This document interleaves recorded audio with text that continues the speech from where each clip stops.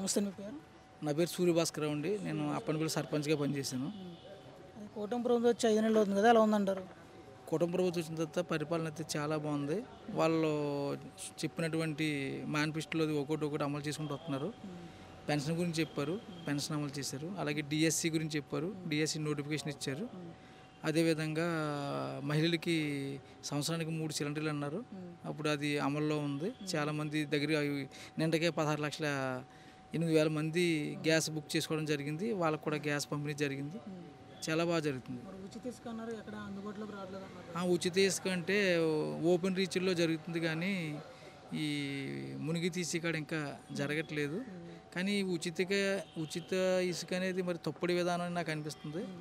అది కూడా ఆక్షన్లు పెట్టి ఒక రేట్ నిర్ణయించి, ఇది ఒక ట్రాక్టర్ ఇసుక అయితే ఇంత రేటు, 6 యూనిట్లు లారీ అయితే ఇంత రేటు అని చెప్పేసి నిర్ణయించి అది డిస్టెన్స్ కొలిది దాని మీద రవాణా ఛార్జీలు ఇస్తే బాగుంటుంది. ఈ ఉచిత ఇసుక అన్న దాని గురించి అందరూ కూడా ఏదో ఆశించి ఎదరికి వస్తున్నారు. అది కరెక్ట్ కాదనుకుంటున్నాను. మరి పవన్ కళ్యాణ్ గురించి చెప్తారు, గెలిచాక ఎక్కడైనా పనులు చేయడం కానీ అవి జరుగుతున్నాయంటారా? మరి జరుగుతున్నాయి కదండి. ఇప్పుడు సంక్రాంతికి ముందు రాష్ట్ర స్థాయిలో ఎక్కడ కూడా గుంతలు లేని రోడ్లు ఉండాలి. తర్వాత ఒకటి ప్రయారిటీ ప్రకారం అభివృద్ధి చేసుకుంటూ వెళ్తామని చెప్పి చెప్తున్నారు. అలాగే పోలవరం ప్రాజెక్టు కూడా నాణ్యంగా ఏ విధమైన నాణ్యతకి అవకతవకలు జరగకుండా 2028 కల్లా పోలవరం ప్రాజెక్టుని ప్రజలకి అంకితం చేస్తామని చెప్పేసి రీసెంట్గా నేను సీఎం గారు చెప్పడం జరిగింది. ఒకటి చేసుకుంటూ వస్తున్నారు. అభివృద్ధి అనేది నిరంతర ప్రక్రియ, అది జరుగుతూ ఉంటుంది. మరి జనసేనకి టీడీపీకి విభేదాలు వస్తున్నాయి, వీళ్ళిద్దరూ కలిపి విడిపోయే అవకాశాలు ఉన్నాయి. పవన్ కళ్యాణ్ కూడా వంగలపూడి అనిత మీద కామెంట్ చేస్తున్నారు కదా. రాజకీయాల్లో కొన్ని జరుగుతుంటాయండి, అవి సరిదిద్దిపోతూ ఉండాలి. అది మరి ఆయన ఏ ఉద్దేశంతో మాట్లాడారో అది మరి రాష్ట్ర ప్రజలకి ఉపయోగపడుతుందనో, లేకపోతే మరి ఏం మాట్లాడారు, ఏం జరిగింది అనేది వాళ్ళకే తెలియాలి.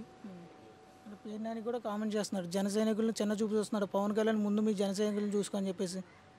లేదండి, రాజకీయాల్లో ఇది వైసీపీ వాళ్ళు కదా, ఈ కూటమి ప్రభుత్వం కలిసి ఉండకూడదని చెప్పేసి ఇటువంటివి చేస్తున్నారు తప్ప, ఈ కూటమి ప్రభుత్వం 5 సంవత్సరాలు కూడా బ్రహ్మాండంగా చేస్తారు. కలిసే ఉంటారు, అసలు డౌట్ లేదు. పవన్ కళ్యాణ్ గారు చాలా విజ్ఞత గల మనిషి. ఆయన ఒక డెసిషన్ తీసుకున్నాడంటే అది వాళ్ళ యొక్క అభిమానులు ఎంత నొచ్చుకున్నా కానీ దాన్ని వెనకడుగు వేయడు. అతను మంచిగానే ఉన్నాడు. అంటే కొన్ని సందర్భాల్లో అక్కడ కొన్ని మాట్లాడవలసి వస్తుంది. అది మాట్లాడడంలో మీడియా కొంచెం ఎక్స్పోజ్ చేసి చూపించింది తప్ప అది కాదని నేను అనుకుంటున్నాను, నా అభిప్రాయం. మరి గత 5 ఏళ్ళు జగన్ చేసినప్పుడు పరిపాలన కానీ పథకాలు కానీ ఎలా ఉండే అంటారు? జరిగాయి, పరిపాలన జరిగింది, పథకాలు జరిగాయి. అంతకంటే మంచి పథకాలు టీడీపీ సూపర్ 6లో పెట్టింది. ఇవన్నీ కూడా అమలు చేస్తారు. అయితే అప్పుడు అభివృద్ధి మీద దృష్టి పెట్టలేదు, పంచిపెడతమే కార్యక్రమం చేశారు. సంపద సృష్టి లేదు. ఇప్పుడు ఈ మధ్యన లోకేష్ గారు అమెరికా పర్యటనకి వెళ్ళడం, చాలా కంపెనీలని తీసుకురావడం, ఉపాధి కల్పించడం, ఎంప్లాయ్మెంట్ కల్పించడం.